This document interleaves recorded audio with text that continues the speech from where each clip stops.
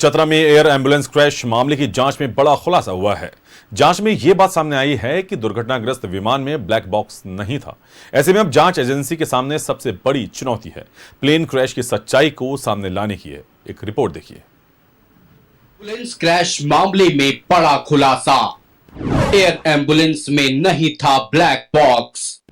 कैसे सामने आएगा प्लेन क्रैश का सच? चतरा एयर एम्बुलेंस क्रैश की जांच में यह खुलासा हुआ है कि एयर एम्बुलेंस में ना कॉकपिट वॉइस रिकॉर्डर यानी कि सीवीआर था, ना ही फ्लाइट डेटा रिकॉर्डर यानी एफडीआर। यही नहीं, ये चार्टर्ड विमान पिछले 4 साल से उड़ा भी नहीं था।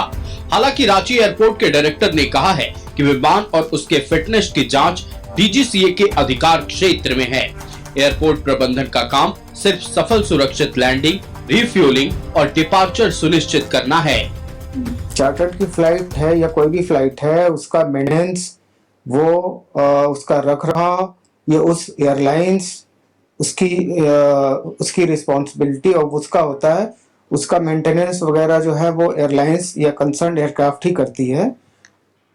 जो हमारा जो एयरपोर्ट पे होता है वो हमारे यहाँ पे एयरक्राफ्ट को फ्लाई करने में जो उपकरण लगे हुए हैं वो हमारे हैं। वो एयरपोर्ट अथॉरिटी ऑफ इंडिया की संपत्ति है।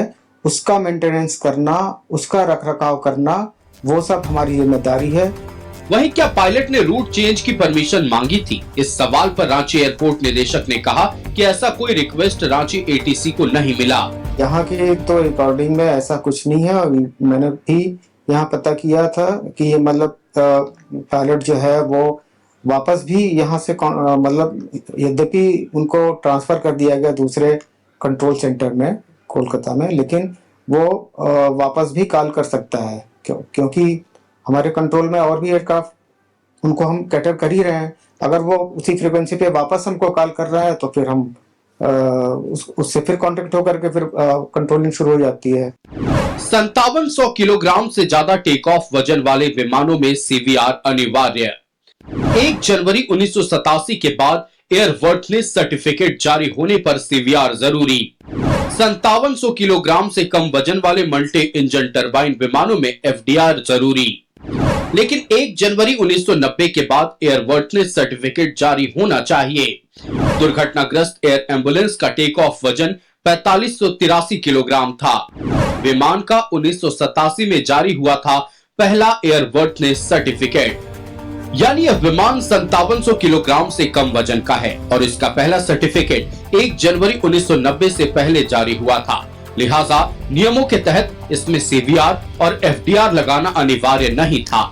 लेकिन ब्लैक बॉक्स किसी भी विमान दुर्घटना की जांच में सबसे अहम सबूत माना जाता है।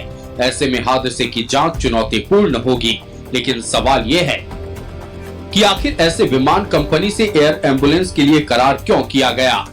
न्यूज़ 11 भारत के लिए रांची से शाहनवाज अख्तर की रिपोर्ट।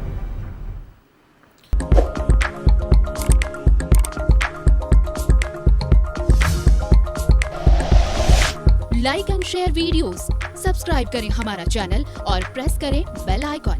न्यूज़ 11 भारत, सच है तो दिखेगा।